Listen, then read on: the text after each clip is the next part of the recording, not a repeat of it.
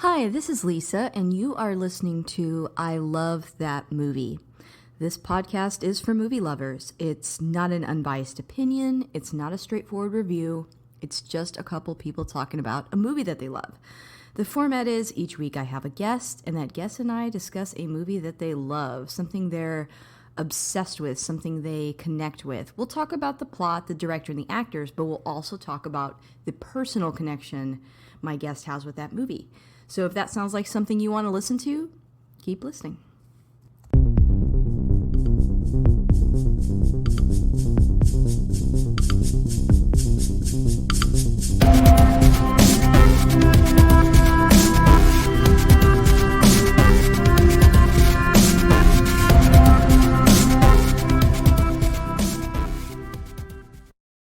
Hey, this is Lisa, and if you want to catch up with me on Twitter, you can at ILTM Podcast. I'm also on Instagram at I Love That Movie Podcast, and we have a Patreon. The show is always free, but if you want to support us on there, you can. That's at patreon.com/I Love That Movie. And I want to take a moment to thank my top patrons, and they are Chris Balga, Michael Cross, and Philip Barker. Thank you guys so much for keeping the lights on. And want to give a warm welcome to a newcomer, Jonathan McAninch. And let me know, Jonathan, if I said your last name correctly. I want to make sure. But Jonathan, thanks so much for coming to the team. If you sign up for the Patreon, you have access to our weekly roundup, and that includes interviews with different guests. And right now we're covering The Mandalorian. We're actually covering Season 2. And yeah, just had our most recent episode with Philip Barker last week, and we have another one coming up this week. But yeah, that's for as little as $1 a day, and it helps to keep the lights on for the show. So thank you so much, guys. We also have a website. We have Facebook groups, Discord, so many places to reach out to us. But last thing I want to say on that is that if you like what you hear today, please subscribe and rate the show. It does help new listeners find us. I have a returning voice on the podcast. I have Nick Ward. Say hi, Nick. Hi, it's me again. It's Nick again. So Nick is my husband and time-honored guest. He was my first guest, and he will be my last. No. Oh, Lord. Oh, my. Oh. But he, is back to talk about this. This is actually, let me let you introduce yourself a little bit. Go ahead. Well, a lot of my props are movie and video game based. Just replicas. Yeah, mostly video games. Nice. And my guest always picks the movie. This is a movie that you wanted to pick for a long time. For some reason, we haven't gotten to it yet, but we will today. What movie did you pick to talk about today?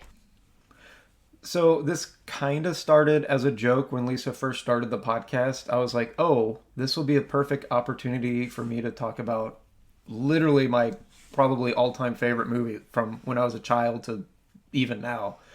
But that is the epic mafia flick, All Dogs Go to Heaven. Yes, the 1989 classic. For those of us that grew up with the Don Bluth films, this was like the 90s, right? 80s, 90s. And, they're quite a bit darker than Disney films. They're wildly different in tone. And yeah, this is one of my favorites. It's not my absolute favorite, but it's up there. I tell people sometimes going into this, like, it's almost more enjoyable if you don't think of it as a children's movie and literally look at it through the guise that it's like a mafia film. I agree. And before we get too much further, I do want to warn everyone, the show is not spoiler free. So we are going to get into spoilers. So if you haven't seen this movie before... You've had 30 years to see this movie. Check it out on... I think we bought it on iTunes. It's $4.99 right now. Yeah, it's like $4. It was cheap. But yeah, if you are still with us, I'm going to read the synopsis of the film now. Let me get my notes. A canine angel... Charlie sneaks back to Earth from heaven, but ends up befriending an orphan girl who can speak to animals. In the process, Charlie learns that friendship is the most heavenly gift of all. Yeah, it sums it up pretty well. Yeah, I mean, that's if you just heard that, you'd be like, that sounds like a strange movie. But it is. So we will be getting into it. The first thing I wanted to run over is when you first saw this movie. When did you first see this film? I want to say I don't think I saw it in theaters. I don't think I would remember because I would have been about 4. But I think I was around that age when I saw it. So I must have seen it shortly after it came out on home video.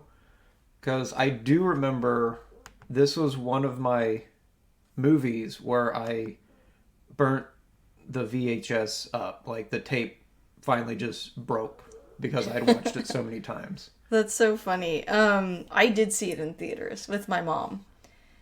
We went and saw it, and I liked it. There were parts that scared me, but I Like the dog Satan. yeah, like the hell scene was a lot. There were just some disturbing elements to it, like all the death. But Yeah. I liked it a lot. And I remember we left the theater and my mom was like, that was weird, that was dark, I didn't like it. And I was like, okay, I liked it. And then when it was on... Oh, go ahead, sorry. I was just going to say, I think that's what they don't do anymore. They don't think kids can handle, like, real stuff, you know? Yeah. Like, some of these older movies and certain directors, they're like, okay, this is real life stories and stuff like that, so they didn't really dumb it down. Yeah. I mean, they had, like, cartoon dogs doing it, but it's like, I mean, kids can handle it. I agree. All the Bluth films were a little bit darker, you know, when you think about, like, Secret of Nim, what's another one? Oh, Fievel. Yeah, American That's, Tail. like, really serious. You know, films like that, they had sort of like a little bit of an edgier bent to them. And Don Bluth was an animator with Disney in the 50s, I think. I think like one of the last films he worked on was Sleeping Beauty, and then he left to start his own team when the studio started downsizing, when the movies weren't doing as well. And so he and like I think 14 other animators left, and he started his own studio. And so they were no longer under the creative constraints of Disney, and that meant they could, you know, have different tones and deal with different themes. And you know, you can tell that there's that Disney influence there, but they're wildly different films from like regular wholesome Disney movies. Oh yeah. I think the next thing I wanted to do is just run over a couple of quick facts that I had. So the first one is that the movie is derived from a quote by Robert Louis Stevens. "You think those dogs will not be in heaven? I tell you, they will be there long before any of us." Which I do think makes a lot of sense. I mean, dogs are so wholesome. They're too good for this world. We don't deserve them. Nick is a big animal lover, specifically dogs. He loves dogs. Always. I don't think I've ever not had a dog or 4. There's a dog with us in this room as we speak. Yep, he's not happy. He's being a little bit of a pill, ironically. He wants to be on his couch.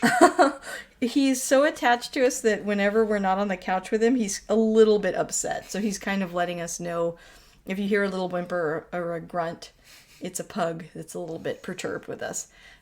This film is set in the year 1939, which is something I don't think I recognized growing up. I don't think I even realized that till we rewatched it last night or the night before. I'm like, it makes more sense. It makes way more sense watching it as an adult. Yes. I think just as a kid, you kind of don't have those visual cues to know that, like, oh, this is in the 40s. Yeah, and like, oh, and what's weird about that too, I think, is that, you know, Burt Reynolds plays the title character, and I believe he was born in the 30s. Because, like, remember, this was like in the 80s, so he would have been like in his 40s, and if he was born in like the late 30s, he was in his 50s. Yeah. And so he was actually born in the 30s. Anyway, it's weird to think about stuff like that. We're so old. But anyway, yeah, I like that. And when you look back on it, you know, not only is it said 1939, but it's also in New Orleans. New Orleans, yeah. It's also, like you've said before, a mafia picture, and like horse races and a lot of like gambling and drinking, like almost smoking. Like, yeah, like noir type gangster flick influences in it for whatever reason. And then the last fact that I had was that the radio show The Phantom that the puppies are listening to is an homage to the real 1930s radio show The Shadow with Orson Welles. Okay. Which, again, now that you know that it's in the 30s, it makes sense why they're listening to the radio. It would be new, yeah. But I remember even as a kid thinking that part's weird. I think because the characters speak like the 80s, it's like hard to tell also that it's supposed to be in another era, but like little cues like that, the way the humans dress and like, you know, just little subtle things in the movie. We already talked a little bit about Don Bluth and a native Texan. Oh yeah, I didn't realize that until you said that. And then the other like hallmark of his movies, besides like being a little edgier and dark, like almost always had Dom DeLuise in them. Yeah. Who plays Itchy in this movie, sounds a lot like his character in Secret of Nim, where he played the crow. I don't remember what his name was there. I don't remember. But it's like almost an identical character. He plays the cat in American Tail. Oh, yeah, the cat. Mm-hmm. Okay, I need to watch that again. That one's good. Yeah, that was one of my favorites. When we were talking a little bit about growing up with this stuff. So I was so obsessed with this movie, I told Nick that I had like I went in, I asked my dad to buy me a pocket watch, and then I put it on one of my award lanyards so that it would look just like the movie. Out of everything in the movie you want like the death clock. Yeah, it's literally a death clock, which I don't think I ever thought of it that way as a child. I was just like, that's what Charlie has, but as an adult, I'm like, that's really dark. The other thing, I was obsessed with American Tail, and I basically wanted to be Fievel, like, really bad. I had a almost life-size Fievel doll that I slept with, and he had a little hat that I ripped off of his little stuffed head so that I could wear it. Like, I can't express to you how much I like these movies. I was obsessed with The Secret of Nim. I would, like, pretend to pour little powders out of an envelope. You know that part where she's, like, has that tea that like cures Timothy. Anyway, this is a call to arms, guys. If you want to pick more Don Bluth films, I'm happy to discuss them. I think until I saw this one as a child, my favorite one was Land Before Time. That was like, man, I can't believe we didn't mention that. Yeah, that's like probably the biggest one. I think that's the first one I saw. I saw that in theaters too. I was very contrary as a kid. Like, I watched the Disney movies, but I preferred like the Don Bluth movies. Yeah, because they're a little bit more serious, and they do deal with death quite often, actually, now that I'm thinking about each story. Yeah.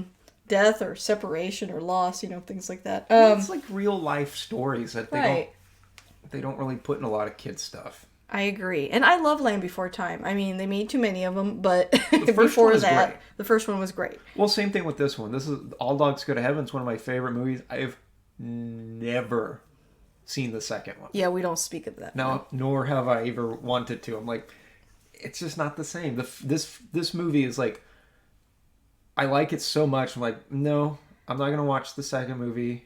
I think there's a TV show. I don't remember. Oh, yeah, there was a TV show. I'm like, I'm not going to watch that.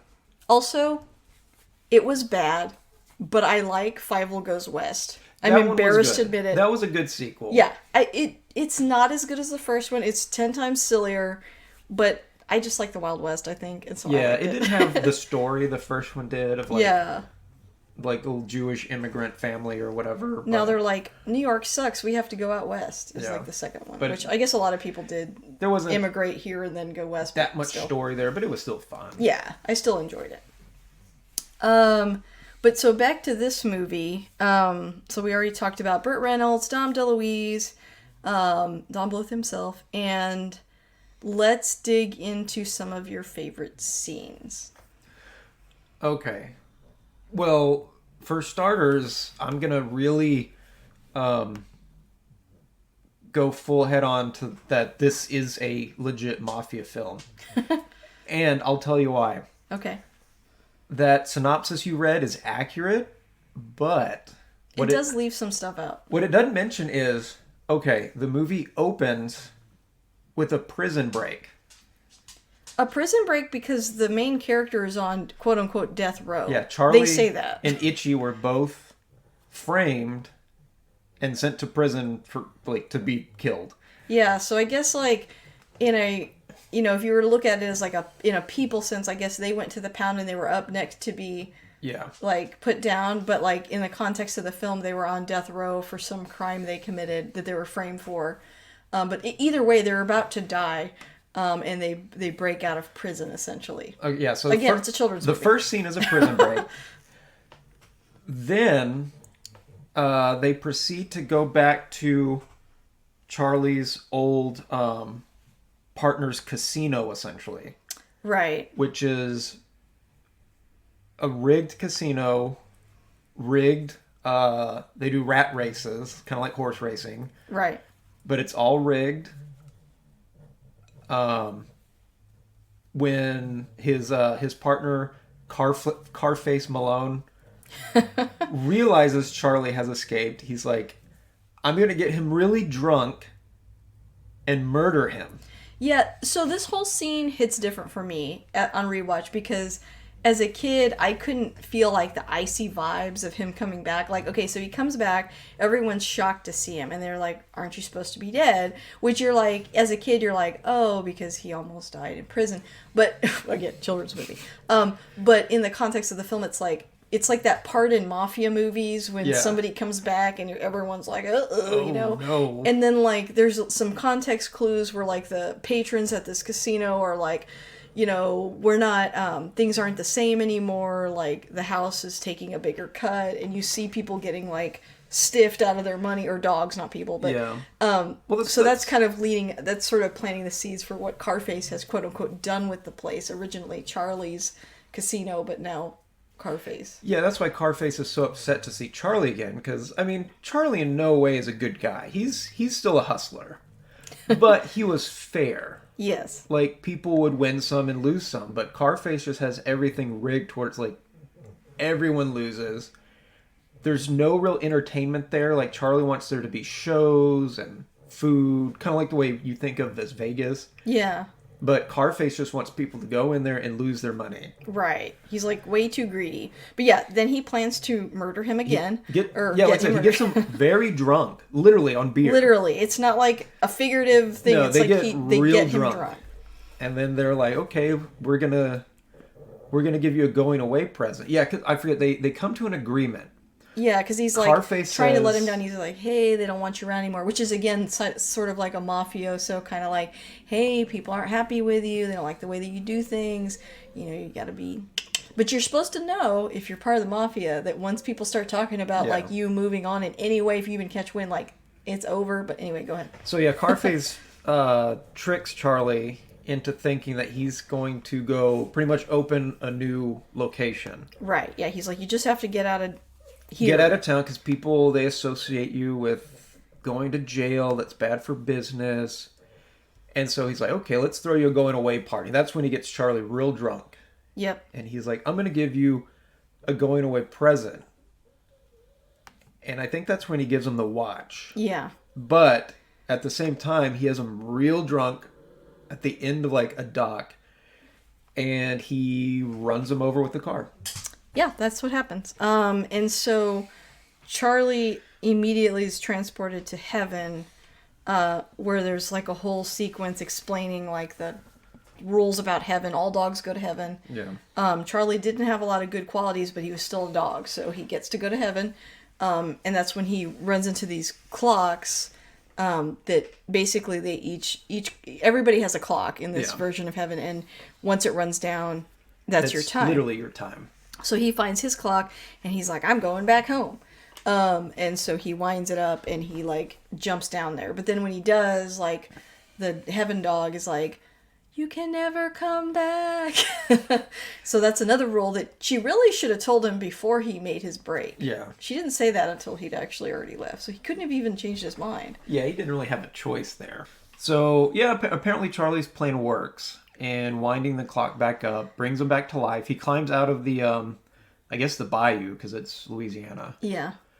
One thing I didn't know as a kid, I thought was a really cool detail, is Charlie comes out of the water and he's like very like monochromatic colored. Oh, I didn't notice that. And the second the clock starts ticking again, he gets his like brown and tan color back. Oh. It's almost like he was still kind of almost half dead. Yeah. And then I thought that was a really neat detail I never noticed as a kid. Yeah. And so after that, he realizes, he's like, Carface tried to kill me. Right. And so he goes to, I think to Itchy's place, which is like at the junkyard And Itchy's like devastated. Yeah, And they were best there's friends. a really funny scene where Itchy thinks he's a ghost for like a couple minutes. Yeah. And so finally he convinces them that he's alive again. And they're like, we got to go see what Carface is up to, because he clearly wanted Charlie out of the picture for some reason. Right. And, also, Itchy overheard some of Carface's goons saying, it's like, you have to go feed the monster.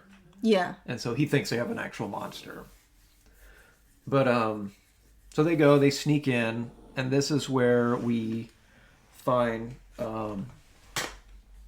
Anne-Marie's character. Yes. And so apparently that's the monster they're talking about. I think because even the dogs realize she's kind of weird. Yeah. Because she can communicate with all animals. Yeah, so Carface is rigging the races by having her talk to all the rats. Yeah, and figuring out which one. Yeah, they tell her like, oh, so-and-so's foot's hurt, so he's not going to be able to win, or just stuff like insider details and stuff. Yeah, but the dark part is he keeps her locked in this little room. Yeah. I guess he stole her from an orphanage. Again, very, very dark mafioso. There's Yeah, child labor or kidnapping. Yeah. yeah, It's just a little weird. real generic evil mafia guy stuff. Yeah. And so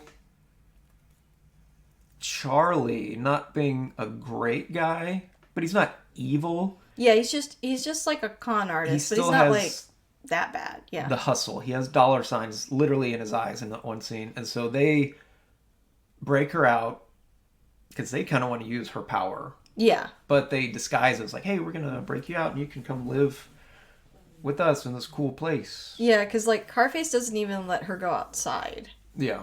So it's an upgrade for her. So that, she goes with them. There's some real cute scenes where she's like, Charlie, can you tuck me in? Oh, and it's yeah. funny. I It's like think as a it's funny kid, as you don't an adult. realize, but then when you see it as an adult, you're like, oh, she's like kind of annoying. But like, Yeah. but He's a not- very reluctant parent. Yeah. And it's sort of showcasing how she's going to slowly melt his heart with her like cuteness essentially. It Yeah. annoys him at first, but eventually it's going to wear him down. And Yeah, because he's not evil, like just overlooking it and keeping her literally in a cage. But yeah. he kind of plays along with it. But it gets to him over time. Yeah. So yeah, pretty much they start doing the same thing Carface had her doing, where they're figuring out bets and stuff. But they have bigger aspirations because they actually go to a horse race instead of like the little, rat races the dogs have. They Yeah. go to an actual horse race with people. And And they're like getting real money. yeah.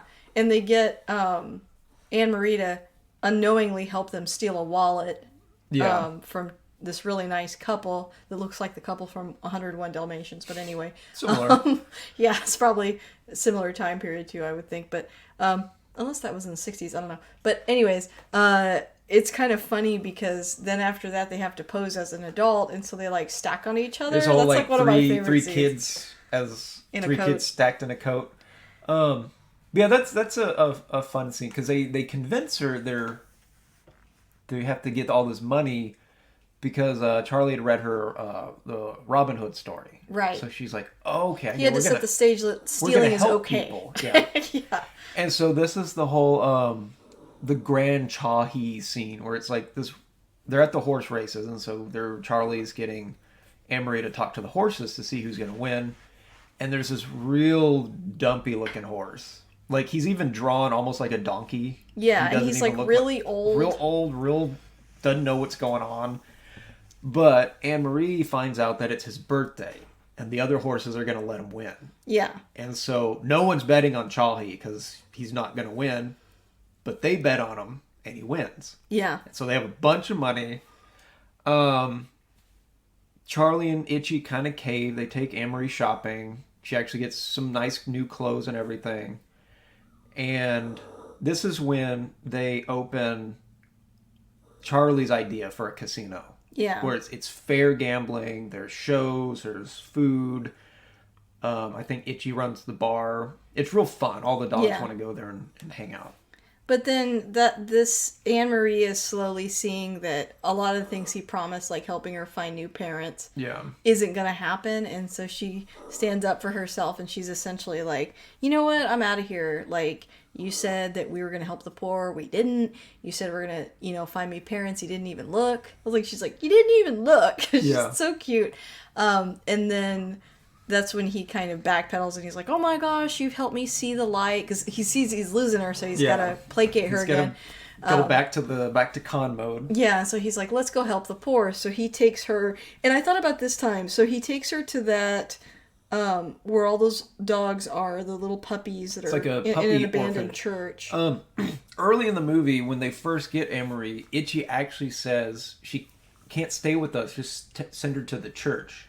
Yeah. Which is what he was talking about. Apparently there's like this collie character that runs like a puppy orphanage. Yeah. Although I feel like he was talking about maybe a human church, but you're right, Maybe. it's similar. But Similar. I thought this time watching it, remember how the other dog is like, everybody misses you and the kids love you? I think he's from that church. I think he Yeah. was a puppy orphan. Yeah. And that's how he knew He's her. been in that life. Yeah. And so, like, he goes back there to placate Anne Marie and he gets everybody pizza. He's like, see, we're helping the poor. And then the other dog is like, the adult dog is like, oh, they miss you and they love you and like you could make a difference here. And he's like, still kind of like, that's stupid. I just want to make money. And you kind of get that feeling that like this is where he came from, but he doesn't want to go back to it, kind of thing. Again, sort of setting the stage and also making a connection between him and Anne Marie. They're both orphans. Yeah. And there's a nice little song and dance number teaching the puppies about sharing. Yeah. So it's clear that Charlie can have good qualities and they come out every once in a while, but his drive and desire to like be rich is kind of problematic in his relationship with Anne Marie. But everything's going well until Anne Marie finds the wallet that she unknowingly helped them steal early in the movie. Yeah. And so I guess this time Charlie couldn't talk his way out of it. Yeah. And so He's like, I was going to give it back. she's upset and she's I forget, but I think Charlie goes and does something. And so then he goes upstairs to get Anne-Marie and she's gone. And that's when the puppies tell her she went to the address that was in the wallet. Yeah. The Wallet family. Yeah. Yeah, I thought that part was so intense as a kid because as a little kid you're taught, it's drilled into your brain like stealing is bad, Yeah. So like that part for me as a kid was like, oh my God, he stole that wallet. Like it's so extreme for a child. It's just funny watching it as an adult because like obviously I still think stealing wallets is bad, but things are so like stark and black and white when you're a kid. But anyway, she goes to the Wallet family and they immediately treat her to waffles, which I think Sarah in the group was like, I love the waffles scene. I was like, I did too. I thought those waffles looked really good. And also it's super cute. Oh, obviously the parents are not parents, but the adults are not mad that Anne Marie's there, but they're like, where are your parents? Which they've asked this a couple times. Yeah, now. This is the first time she's actually had time to like answer. She's like, oh, I don't have any. I'm an orphan. I live in the junkyard with my dog. Yeah, they're like, we crap. cannot just let her leave. But and so Charlie shows up, he apologizes, and she leaves. yeah. And But all while this is going on, obviously, because Itchy and Charlie open a casino, Carface knows Charlie isn't dead. yes, which a few times Itchy has been like, why don't we lay low? Let's take this money and get out of town. Advertise that you're alive. Yeah. Yeah. And so, I think this is when Carface and a bunch of goons go to the bar. They trash the bar, and they rough Itchy up pretty bad. And then they burn the bar down. Yeah. And so Itchy comes limping back. And again, this is like a very classic he got mafia. beat up. They don't want to kill him because they need Itchy to give Charlie the message. Right. So he's like really mad at Charlie. He's like, oh, you've been playing babysitter. Which again, I feel like is like, this time it's a kid, but in like a mafia movie, it'd be like a girlfriend or something. Yeah, dame. It's like, oh, you've got this, you're thinking about dames and you can't focus on the business, And so, but Charlie obviously feels very bad that his partner is roughed up like this and that their place is burned down. Yeah. But he's immediately like, oh, we need to rebuild it. Which it's like, this dude just throws his best friend under the bus. He's just like fodder, Anyway, go ahead. Yeah, so Anne-Marie hears Charlie just being real terrible, saying like, oh, it's never been about her. Well, because Charlie... We needed her for the money. So essentially he's trying to save face in front of Itchy because Itchy accused him of, I'm supposed to be the most important person in your life. We're I'm best your best friends. friend. Which I'm pretty sure, like you said earlier, I'm pretty sure Itchy was probably from that same orphanage. Yeah, I feel like they grew up together, and it's like, you've let this brand new person come into our lives, and now she's taken my place, and he's like, no. And so in order to elevate him, he downplays Anne-Marie's role. But she hears all of that. She hears it, and she's like, you're not my friend, which is like super heartbreaking. And then she like runs away. And the second she gets outside, Carface like snatches her up. Well, it's because they roughed up Itchy, and essentially they followed him because they knew he would take them straight to wherever Charlie was. True. And they want the girl back. Yeah. So. And so this is where Charlie realizes he kind of messed up. And so they go looking for her. Which leads to probably... I like this whole movie, but one of my favorite scenes where we get to meet King Gator. Yes. So we were watching it last night or the other night. And the whole scene like hits different. Okay, so a few things about this movie that I noticed this time. The fact that it's in New Orleans. But it feels like they at least tried to have a couple of black voices in the movie, which I didn't notice that as a kid, but it's weird to have the whole movie in like New Orleans, but like nobody's black. So I'm glad that they at least included that a little bit. Go ahead. But so, King Gator is essentially, he's this big gator, but I think it's like this group of like, they almost kind of put like a little voodoo aspect to it. Yeah. Like these little mice. But also like a Mardi Gras. Okay, go ahead though. Yeah. Well, like these mice. Oh yeah, they seem like almost like tribal village type people. Yeah. Yeah, so they kind of... they like worship the gator, it seems like. Like they give sacrifices to this gator so that he leaves them alone, I guess. And so I think Carface sends... Wait, no. Oh man, I'm forgetting. I forget how they get there. We won't go into that. Okay. And so pretty much these like, whatever reason, these little like tribal voodoo mice, they essentially throw Charlie and Itchy into like this, like not pit, but it's like down into the bayou. And so King Gator comes up, and Charlie is trying to get his watch because it fell off his neck, and he knows if that watch stops ticking, he's done for. Oh, also, I remembered what happened. So when they kidnapped Anne-Marie, they brought her back to the casino, which is in a giant boat. And so when Charlie was trying to break her out, they fell. No, I think they go there. And so I guess they're waiting for their doom to come, and this real big alligator comes out. And he's got like the bone through his nose, so they're kind of playing up like the voodoo stuff. And there's kind of like a little chase, and he eats Charlie pretty much. But then when he does, Charlie howls real loud, and King Gator's like, I can't eat a voice that good.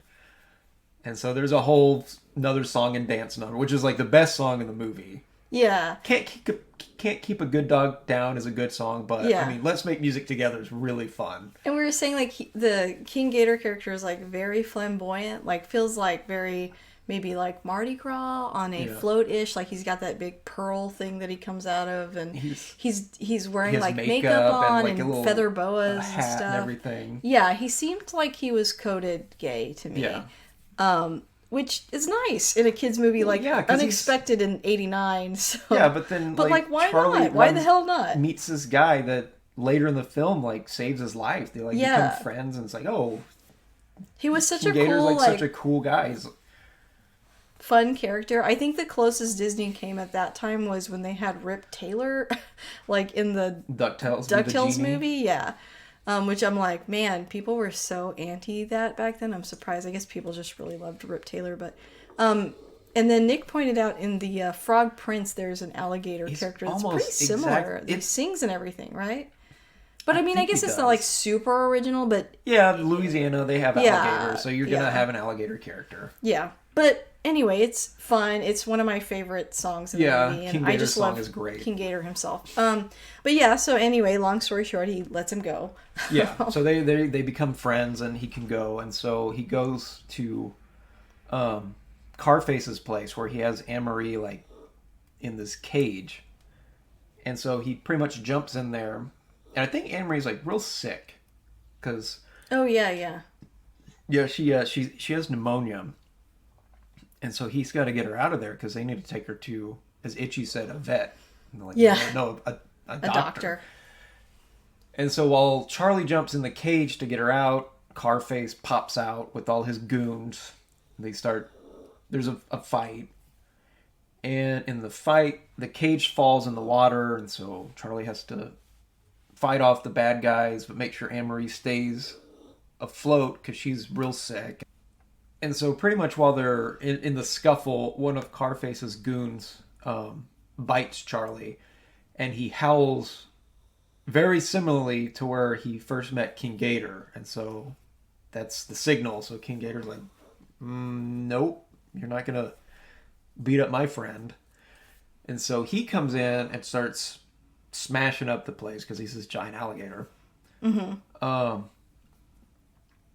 And in the process, I think I misspoke earlier, but in this process, I think some oil falls on something and it catches the place on fire. So now it's Yeah. like, oh crap, now it's flooding and on fire. Yeah, it's bad. It's bad all around. And Anne-Marie is still, she's asleep because she's very sick. And so Charlie has to make sure she doesn't fall in the water. But he has to like make sure his watch And doesn't his watch fall. is falling in the water, so he's got to keep that up.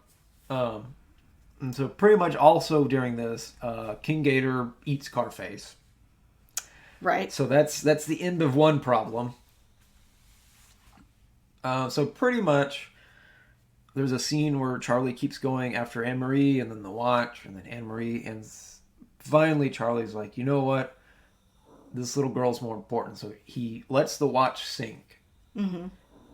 And he puts her on a little makeshift raft. Yeah, it kind of reminds you of like the Titanic. It's like Yeah, and so while this place is like literally on fire, falling apart, he kind of pushes the raft out through a hole to where she could escape. and he's like, "You're gonna make it, kid." Yeah, and so pretty much he tries to go back down to get his watch, but it stops ticking. Yeah. During all this, Itchy has managed to gather a bunch of like neighborhood dogs, and they go to the family. Mm-hmm. And so pretty much Itchy, I think, has her little stuffed animal, and so the family knows something's wrong, and so they manage to get to where the whole fight scene was. As the building collapses, and it seems like so many people are at the shore at this point because that big boat's on fire. Yeah. But they're also there as she kind of like comes up Washes to up, shore. yeah. And we didn't talk about this character, but like Carface has this real weenie little lackey. Yeah, Killer. which is Yeah. this real pathetic looking dog. And Carface is terrible to him. And Killer's terrible too throughout the movie. Yeah. But this is kind of like a redeeming scene because Killer's the one pushing Anne-Marie to the shore so they can get her. Yeah, you get the feeling that Killer was only bad because he Scared. constantly had a gun to his head. Yeah. Figuratively and sometimes literally, it seems like. Yeah, Carface multiple times like threatened to kill him. And I did like, as an adult, they talk about that ray gun that he has, and you and I were like, a ray gun? But then we Yeah. figured out, like, they probably could not have an actual Tommy gun in this Because movie. it's a Tommy gun. Yeah, it's a Tommy gun, but it shoots like lasers and air Yeah. quotes. So we're like, I actually that's forgot not a about that. There was- 1940s thing. Yeah, there was We're that like, scene where they like pretty much shoot up the French Quarter. Right, Like and it's chasing like- them down. Okay, they're shooting a dog and a small child, so they had to use like They lasers. had to say ray gun. Yeah, But anyway, it was a Tommy gun. yes. But go ahead. So yeah, pretty much the family, that husband and wife, they, I guess in the 30s you could just take in a kid or whatever. Yeah, they adopt her somehow. Don't worry about that part. There's no paperwork. But so they adopt her, and she pretty much, she gets nursed back to health, and And Itchy likes her now, which is cute. Yeah, Itchy is kind of like her dog because she's in this real nice bed they have for her, and Itchy's gets to sleep on the bed too. And Charlie comes back. One thing we didn't talk about, Charlie had a nightmare where you see Dog Satan. Oh yeah. And he like has to escape hell, which was a pretty terrifying scene for a kid, but it was pretty neat. And so in this scene, like, I guess since Charlie escaped heaven before he went to dog hell, and so I guess Dog Satan is allowing him to say goodbye. Yeah, for some reason Dog Satan's like, oh, you can say goodbye, but then you have to go to hell. Yeah.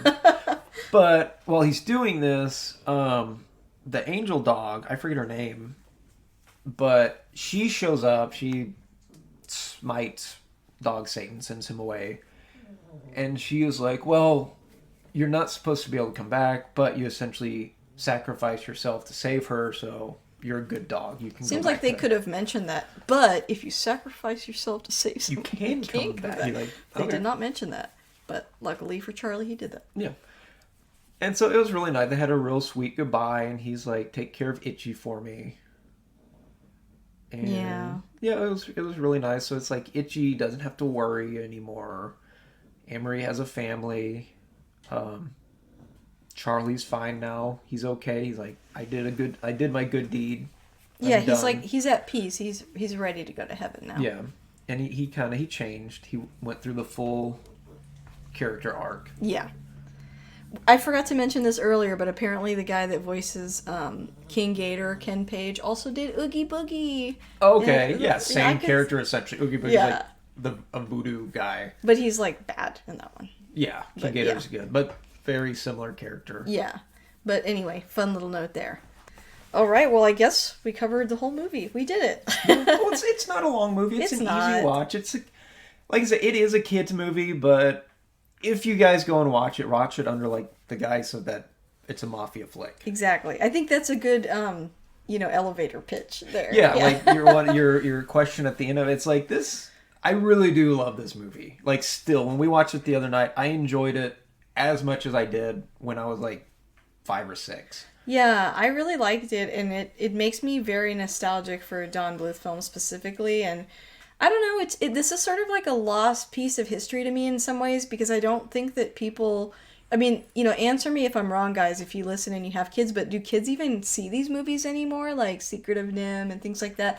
Disney has a habit of like kind of stamping out the rest of the landscape. It's gotten better over time, but I kind of worry that younger generations don't get to see these movies. And one really cool thing, I guess comment in the group, or if you know about this, but I heard a rumor that, I mean, Don Bluth, he is up there in age, but I heard he's currently working on a project to get animators back to doing like old real animation, like doing like animation shorts and stuff. And if that's true, I really want to see it, or I want to look forward to it if it's not out yet. But I heard a rumor they're doing like old original like 2D style 2D cell painted individual frame old school animation. Like a bunch of animators are coming together to do like little short stories. Yeah, I'll post a link in the group about, I found this article on sci-fi.com written by Jeff Spry, but essentially it says anime legend Don Bluth on his new studio autobiography and perfecting your craft. And yeah, the gist of the article talks about him wanting to bring back 2D animation, which is something that actually is pretty important to me. I like this idea because, don't get me wrong, I love like Pixar, I like the new Disney projects, but I want there to be room for stuff like this too that's like a little bit more fringe.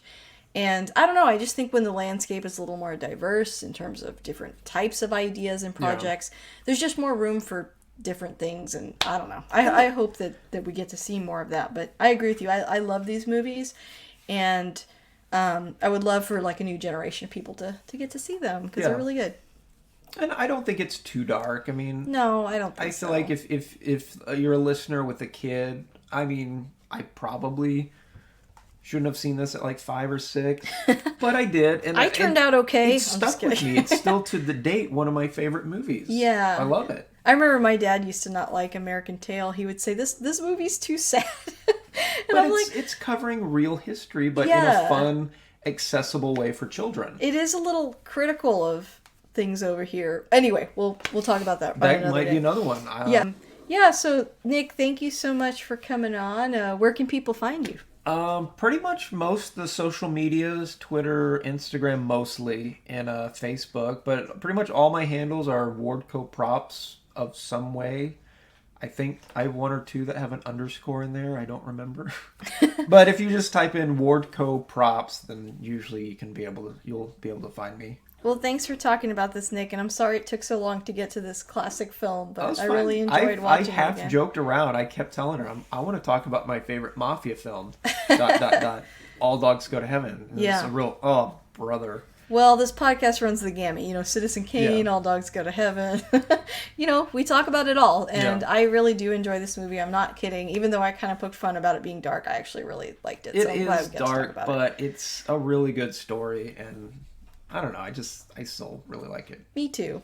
Well, thanks again. Sure.